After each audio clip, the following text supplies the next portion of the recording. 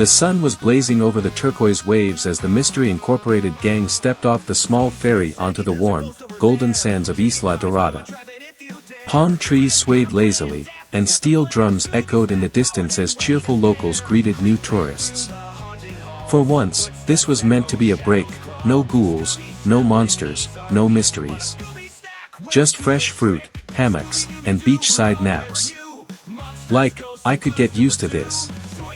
Shaggy exclaimed, dropping his suitcase as Scooby-Doo galloped into a patch of shade. No haunted castles, no creepy carnival owners, just coconuts and calm. Fred chuckled. Let's hope it stays that way. They checked into the island's only resort, a colonial-style structure built near the jungle's edge.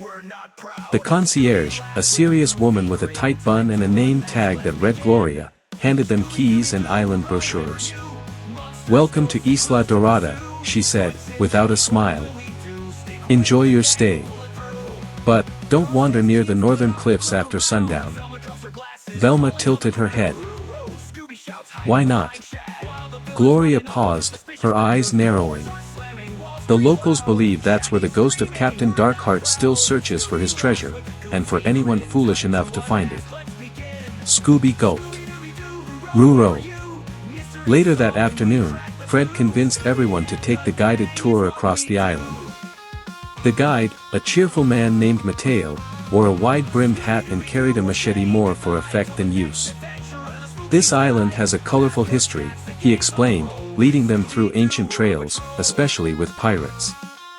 "Legend says Captain Ezekiel Darkheart hid his treasure here over 300 years ago. Some say he still haunts the island, protecting it." Shaggy raised an eyebrow. "Protecting treasure? Doesn't sound like much of a vacation spirit to me." As they reached a twisted banyan tree at the edge of the jungle, Daphne noticed something odd. Wedged between two roots was a tattered piece of parchment. She knelt and tugged it free, revealing the corner of what looked like an old map, weathered, ink faded, but definitely marked with an X. "Guys, I think we just found something important."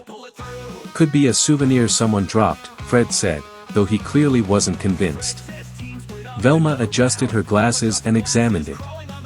"No, the ink is iron gall. Used in the 18th century. This might be real." Before they could speculate further, a gust of wind rushed through the trees, cold and unnatural, and the sky dimmed slightly, as if the sun had dipped behind a ghostly shadow. That night, the resort buzzed with the usual nightlife, music by the pool, beach games, tiki drinks, but the mood was tense. Just before midnight, a scream echoed from the forest beyond the bungalows. Guests rushed outside, and a hotel employee sprinted toward them in panic. "Diego! He was just here," the man shouted. "We were clearing the garden trail, and then, he vanished. No sound, no sign. Just, this." He held up a torn piece of Diego's shirt, scorched around the edges. The manager arrived moments later, assuring everyone it was probably just a misunderstanding, but his pale face said otherwise. In their shared suite, the gang huddled around the map on the coffee table. Fred pointed to the faded coastline. "That X is right near the cliffs Gloria warned us about." "Which also happened to be where Diego vanished," Velma added grimly. Daphne looked around nervously. "Do you think there's really a ghost?" Scooby-Doo whimpered and pulled the blanket over his head. "Whether it's a ghost or not," Fred said, voice steady, "we're not here just for hammocks anymore. There's a mystery on this island, and I think we just stumbled into it." Velma nodded. "Tomorrow, we investigate. First stop, the cliffs." Shaggy sighed. "So much for coconut smoothies." Outside their window, a low laugh echoed across the island. It was deep, rough, and drenched in salt and shadow. Somewhere in the dark, something, or someone, was watching. And it had just begun. The sun had barely peeked over the horizon when the gang gathered around the strange note left at their door. Fred held the damp paper carefully, trying not to smudge the jagged black ink. The shell necklace still glistened with drops of salt water, and Scooby refused to even sniff it. Join the cursed crew. Velma read aloud. Whoever left this knows about the legend. Maybe even wants us to believe it's real. Shaggy leaned on the doorframe, yawning. Real or not, I'm not up for joining any cursed crew before breakfast. I think someone's trying to scare us away, Daphne added. But why? What do we know that's so dangerous? Fred unfolded the map they had found the day before. We were planning to explore the cliffs. Maybe someone doesn't want us to get there. Ruro, Scooby muttered, clutching his tail. An hour later, after grabbing a quick breakfast of fruit and sweet island bread, the gang packed a small bag with essentials and headed out. The trail to the cliffs wasn't marked on any official resort map, but Velma had cross-referenced the ancient one with their current GPS. It led them deep through the island's western jungle, past moss-covered stones and thick vines curling like fingers from the earth. As they hiked, Fred kept an eye out for traps. These kinds of legends always attract treasure hunters. I wouldn't be surprised if someone booby-trapped the area. Like, that's why we brought you, fearless leader, Shaggy said, swatting away a mosquito. They eventually reached the cliffs, a jagged wall of rock overlooking churning sea. The air smelled of salt and something older, metallic, almost like rusted chains. On the far end of the cliff sat the decaying remains of a lookout tower, half swallowed by vines. Inside, they found carvings on the walls, drawings of a large ship with black sails, a heart pierced by a sword, and skeletal figures bound in chains. Scooby accidentally knocked over a pile of stones, revealing a trapdoor. Fred pried it open. Looks like a hidden passage. They descended into darkness, their flashlights illuminating stone steps slick with moss. At the bottom lay a tunnel leading into the cliff itself. Ancient wooden beams held up the ceiling, and the scent of rot grew stronger with every step. According to legend, Velma whispered, Captain Darkheart was betrayed by his own crew. They chained him in his own treasure room, sealing him inside forever. Like, someone needs better friends, Shaggy quipped, though his voice wavered. Suddenly, the tunnel rumbled, faint at first, then violently. Rocks tumbled from the ceiling as a ghostly wail echoed through the passage. Scooby barked and darted back toward the stairs. They scrambled out just as the tunnel collapsed behind them, sealing the path with rubble. When they caught their breath, Daphne pointed toward the edge of the cliff. Look! Far out at sea, barely visible through the morning mist, was the silhouette of a massive ship. Its sails were torn, black as night, and it drifted without wind. Fred lifted his binoculars. There's no crew. No anchor. And it wasn't there 5 minutes ago. It's the Crimson Widow, Velma said, voice hushed. Captain Darkheart's ship. Scooby whimpered. Rhea, roast ship. Back at the resort, panic had started to spread. 2 more tourists had vanished, an elderly couple from room 112. Their belongings were untouched, their room unlocked. Gloria, the stern concierge, was now visibly shaken. They left behind only this, she said, handing Fred a blackened doubloon etched with a cracked heart. It was found on their pillow. Velma examined it. This matches the coins drawn on the tunnel walls. Someone's using pirate relics to create fear. But why? Fred took charge. We need to talk to locals. Somebody must know more about the ship, and if it's just a myth. Their search led them to Mateo, their guide, who reluctantly agreed to meet them after dark. In his hut by the beach, lit only by candlelight, he shared the truth. Captain Darkheart was real, he said, voice barely above a whisper. But his ship was sunk centuries ago during a storm. Every few decades, it returns, and every time, people vanish. Daphne leaned in. But why now? Mateo hesitated. There's a legend. When the heart-shaped compass is recovered, the ship rises. And the curse begins again. What compass? Fred asked. Mateo opened a drawer and pulled out a weathered compass, rusty, but unmistakably shaped like a heart. I found this last week while diving, he admitted. Since then, I've felt eyes watching me, and I started having dreams of drowning. You need to give that to us, Velma said firmly. It might be the key. Before Mateo could respond, a crash shook the hut. The candles went out. Scooby yelped. When they relit them, Mateo was gone. Vanished. Only the compass remained on the floor, spinning wildly. The sound of the ghostly bell echoed into the night, distant yet unmistakable. The gang stood frozen inside Mateo's hut, eyes locked on the spinning heart-shaped compass still lying on the floor. It vibrated faintly, as if pulled by an invisible force. Did anyone else hear that voice? Daphne whispered, goosebumps on her arms.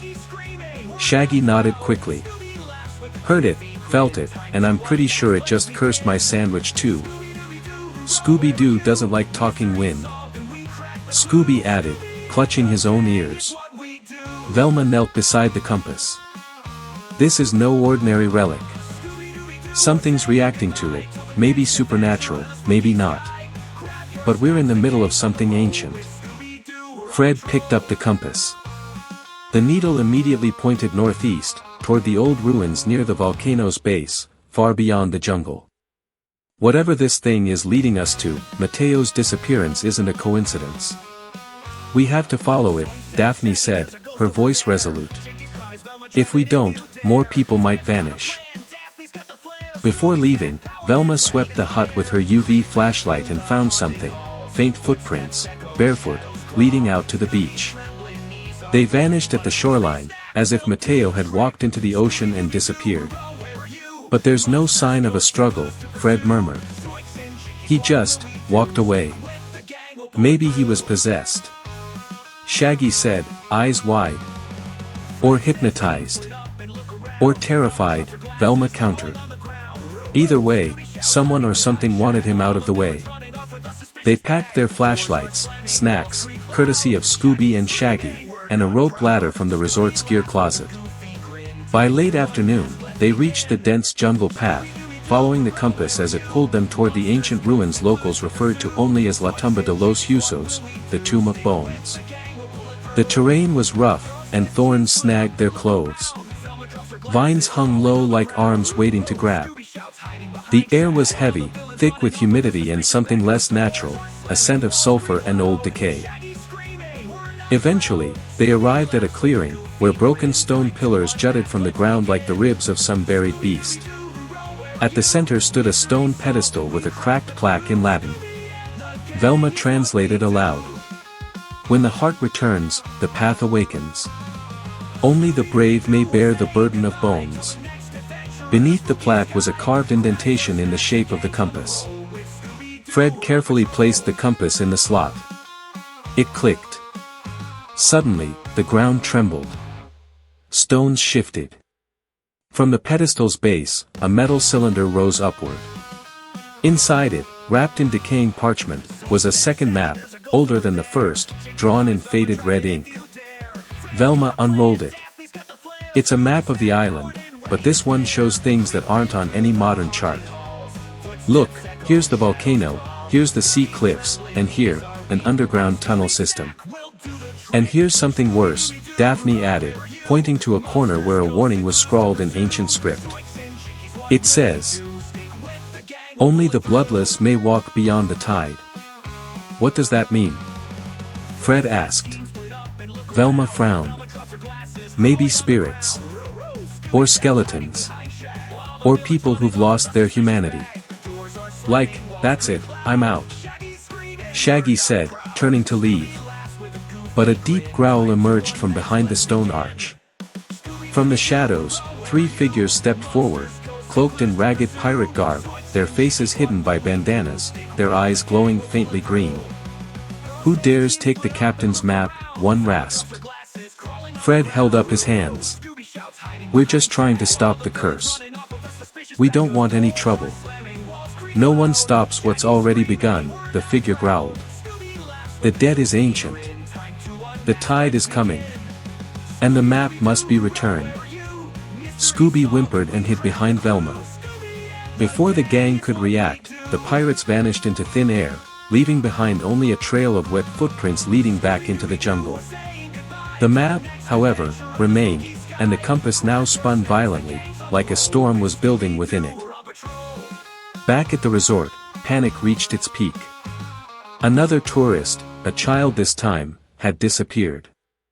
The staff began advising guests to stay indoors. Police were called, but the island's remote nature meant help wouldn't arrive for at least 48 hours. Gloria approached the gang in private. This island has a secret no one wants to admit. Years ago, my grandfather's crew found the heart compass and tried to hide it. He was the only survivor. He told me, if it ever resurfaced, the island would bleed. Velma turned to her. Do you know where the tunnels from the second map lead? Gloria hesitated, then nodded. There's a cave behind the old lighthouse. That's where the dead tide begins. Fred tightened his grip on the compass. Then that's where we're going. Later that night, under cover of darkness, the gang reached the cliffs by the lighthouse. Waves crashed violently below. The cave was barely visible, hidden behind jagged rocks, partially submerged by the high tide. Fred handed out waterproof flashlights. We'll have to wait for the tide to drop. Once it does, we move fast. As they waited, Scooby sniffed the air and suddenly growled. What is it, boy? Shaggy asked nervously. A shape loomed in the darkness, taller than a man, draped in rotting naval garments. Its skull gleamed beneath a tattered captain's hat. Around its neck, a chain of silver coins, and at its chest, a broken sword impaled through a carved heart. Captain Corazon Sombrio. He raised his skeletal hand, and pointed directly at Scooby. The moonlight fractured across the churning sea, painting eerie shadows across the entrance of the hidden cave. The wind howled through the cliffs, echoing the ghostly whisper that still hung in the gang's ears, the hound must pay, for the crimes of his blood. Scooby whimpered and buried his face in Shaggy's chest. Ruro, rhymes. Rue my blood.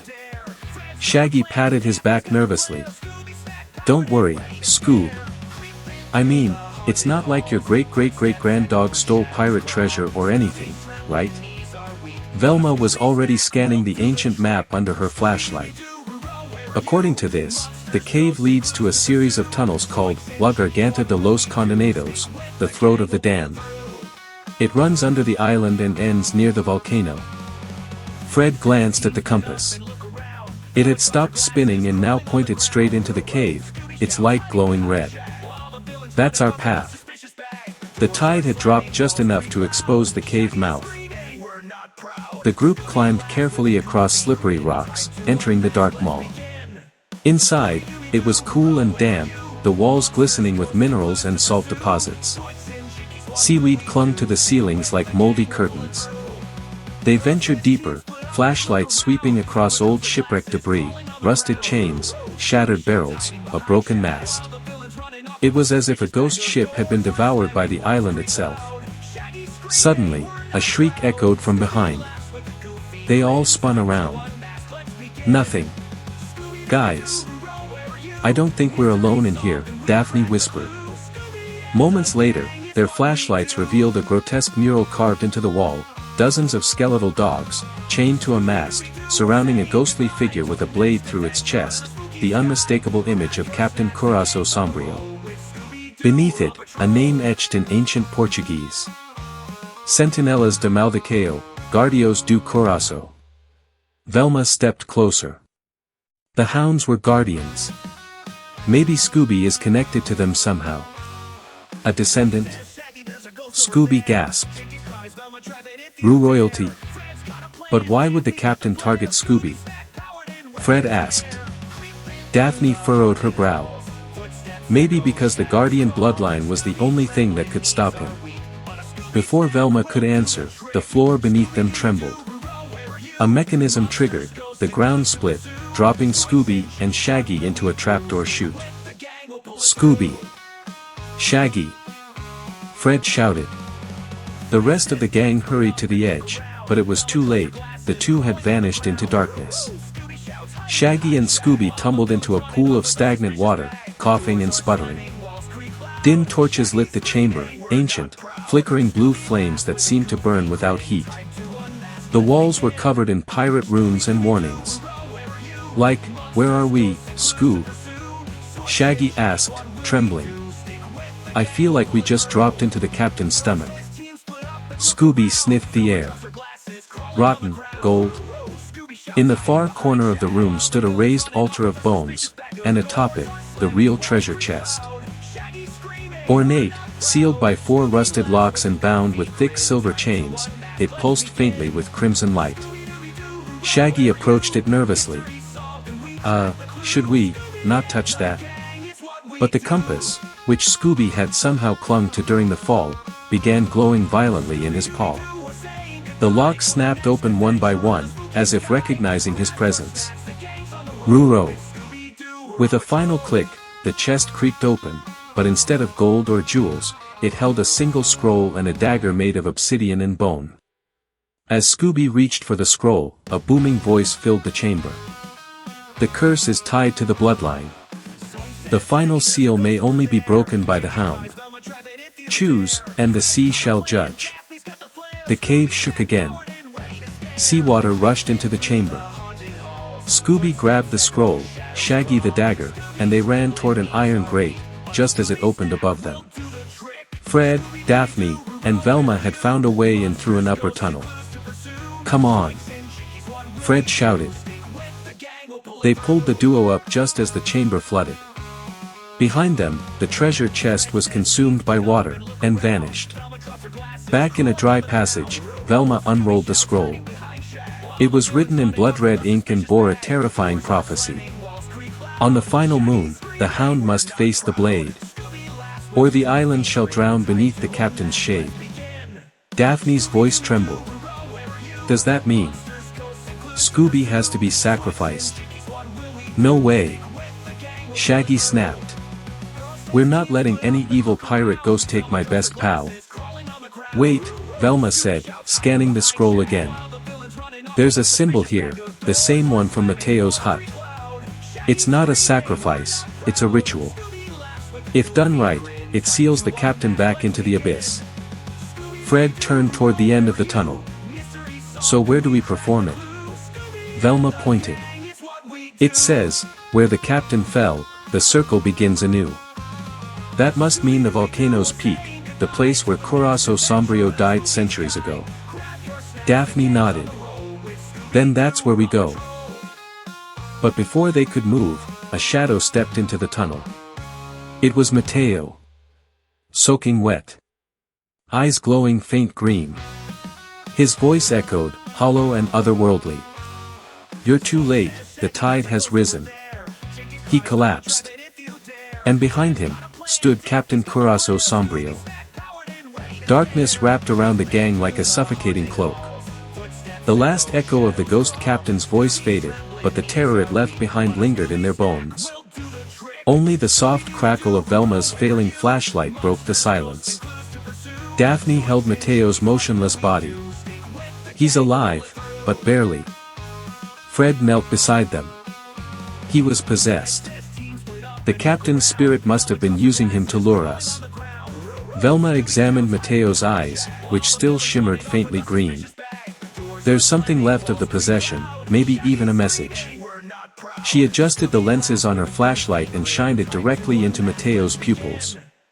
Strange symbols reflected back, runes etched into the iris itself. "It's a map," she gasped. "Not just any map. It leads to the volcano's summit." Scooby groaned. "Roo, do we have to go to the scary lava place?" Shaggy clutched Scooby tightly. "Like, buddy, I'm with you. But if that scroll was right, we've only got until the final moon rises. And look." He pointed up through a crack in the cave ceiling. The sky had turned blood red, the moon already climbing, full and ominous. Fred stood, rallying the group. "We go now. Mateo stays here, it's too dangerous." With one final glance at their fallen ally, the gang pressed on. They moved through the winding tunnels, lit now only by Scooby's glowing compass and the occasional ghostly flicker along the walls. Hours later, at the edge of the volcano, they emerged at a ridge where molten rock bubbled far below. A black stone platform jutted from the edge, carved with the same runes seen in the scroll. Surrounding it were 6 hollowed posts, once torches, and a 7th, holding a rusted ceremonial blade. Daphne read the inscription aloud. Only the hound may awaken the blade. Only the heart may bind the shadow. Velma stepped forward. This ritual, it's not just symbolic. It's literal. The captain's soul is tied to this place. If Scooby completes the ritual, it seals the portal he's trying to reopen. But what if he fails? Shaggy asked. Like, what if he can't finish it? Fred answered grimly. Then Corazon Sombrio returns in full power, and the island sinks with us on it. Scooby's legs trembled as he stepped onto the platform. The dagger lifted from the stone and floated to him, landing in his paw with a strange, magnetic pull. His eyes briefly flashed gold, the ancestral bloodline awakening within him. Rookie, he whispered. The platform lit with fiery lines, forming a circle, pulsating faster as the moon reached its peak. But suddenly, a deafening roar tore through the sky. From the ridge behind them rose the ghostly form of Captain Corazon Sombrio, now fully restored. His coat flapped like torn sails, his skeletal jaw clacking open in a silent snarl. Fools, he bellowed. The ritual binds me only if the hound spills his own blood willingly. Let us see if the mutt has the courage. Lightning struck the rim of the volcano. One of the torches burst into flame. Then another. The countdown had begun. Scooby glanced at his friends, terror in his eyes. He held the blade to his paw, trembling. No way, Scoob, Shaggy stepped forward, defiant. We'll find another way. Velma's voice cracked. There is no other way. He must offer his blood willingly, not to die, but to seal the bond. It's ancestral magic. The sacrifice is symbolic, but it has to be real. Scooby closed his eyes, and sliced gently across his paw pad. The blood sizzled as it touched the stone. All 7 torches erupted in unison. The rune circle exploded with light. Corazon Sombrio screamed in rage, but before he could flee, spectral chains burst from the earth, lashing around him. No! No, he cried. The sea was mine. The curse is eternal. Velma shouted. Quick! The chant. Together, the gang read the scroll aloud.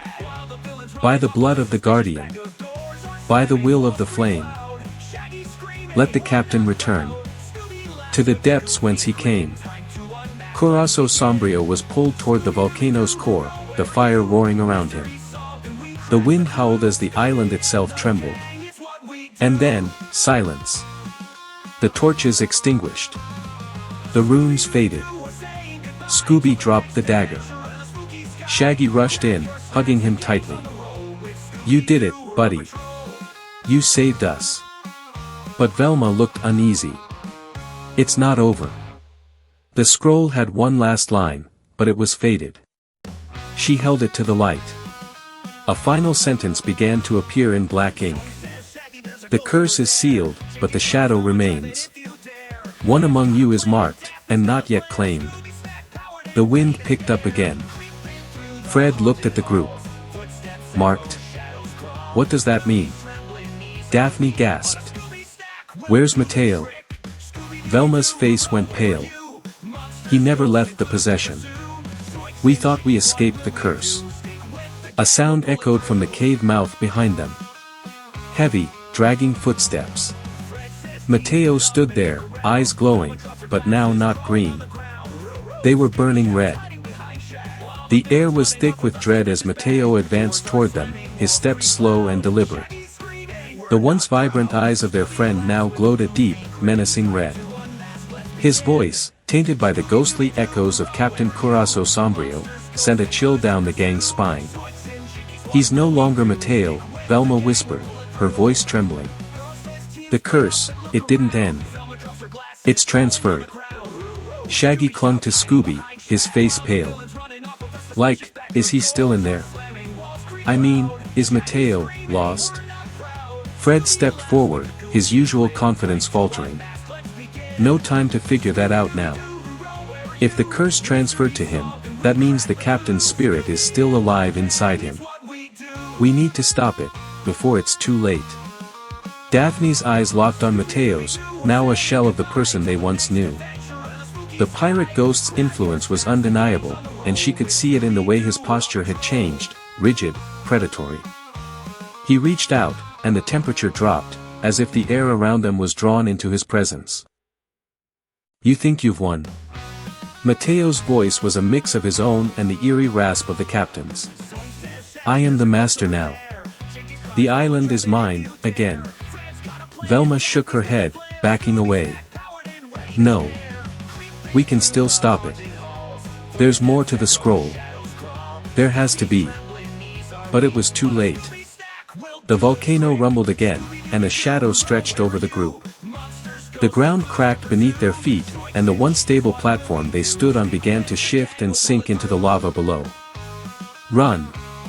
Fred shouted. The gang scrambled toward the edge of the platform, but the cursed Mateo, now fully possessed, lunged for them. A burst of ethereal energy shot from his hands, knocking Scooby and Shaggy off their feet. Velma gasped, and Daphne rushed to pull them back to safety. "We can't outrun him," Daphne cried. "What now?" "We fight," Fred said, his voice firm as he pulled out a flare gun from his bag. "If the captain's spirit is still alive, maybe it can be forced out with light, like the last time." Scooby's tail wagged nervously, but he nodded. Rookie. The flare gun lit the sky with a bright, burning light, streaking toward Mateo. For a split second, he faltered, the light seemingly burning away some of the ghostly presence that controlled him. But it wasn't enough. His eyes flashed brighter than ever, the spirit of the captain fighting back. "No." Mateo growled, "You think you can trap me in this mortal form? I am eternal." Suddenly, the voice of the captain grew louder, more powerful. The ground trembled beneath them, and the skies grew darker as storm clouds began to swirl above the island, mirroring the chaos that had gripped the volcano. "We need something stronger," Velma exclaimed. "We need to bring the full force of the ritual back."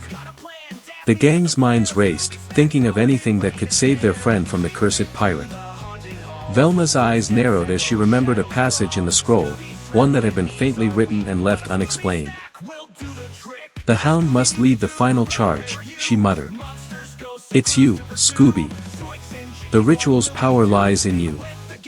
You're the only one who can break the curse." Scooby blinked, surprised. What do I do?" Fred motioned toward the volcano's peak. "The heart of the island. It's where the curse began. If Scooby can channel the ritual's energy there, it could force the captain's spirit to return to the depths, once and for all." Scooby, brimming with newfound resolve, looked at his friends. He knew they were counting on him. With a deep breath, he sprinted toward the edge of the platform. The ghostly figure of Captain Curaçao Sombrio laughed, his voice echoing in the air. "You cannot stop me, Mutt. I have already claimed your friend. You are all doomed." But Scooby's determination was unmatched. He reached the final post, the ceremonial blade in his paw once more. Holding it high, he began to chant the words from the scroll. "By the blood of the guardian. By the will of the flame. Let the captain return to the depths whence he came." As the words left his mouth, the sky split open with a deafening crash of thunder. The lava churned violently below, and the shadows of the ghost pirate began to twist and scream. The ghost's form flickered in and out of existence, the captain's power weakening with every word Scooby uttered. Then, with a roar of defiance, Captain Corazon Sombrio surged forward, his form fully taking shape again. He reached for Scooby, but before he could grab him, a blast of energy erupted from the volcano's core. The ground shook violently as chains of light wrapped around the captain's form, pulling him back toward the lava. The pirate's scream of fury echoed through the island, but he was no match for the forces now binding him. "No!" The captain's voice was a whisper now, as the chains tightened and dragged him toward the fiery abyss. "You may have won this time, but I will rise again. The curse will never end." The island trembled, and the eruption calmed. The flames receded. The ghost of Captain Corazon Sombrio was gone. For good. Breathing heavily, Scooby collapsed in relief, but his friends were already rushing to his side. Shaggy grinned widely, lifting Scooby into a bear hug. "You did it, buddy. You really did it." Fred wiped the sweat from his brow, looking around. "We're safe. The curse is broken. Mateo's free." As the island began to calm, the gang made their way back to the beach. The last rays of sunlight broke through the clouds, casting a warm glow over the once terrifying island. The mystery had been solved. The treasure lost. And the curse broken. But as they looked out over the ocean, they couldn't help but wonder, would there be more mysteries on the horizon? "Well, gang," Fred said with a grin, "it looks like another adventure awaits us." Scooby barked happily. "Ruro! I think we're ready."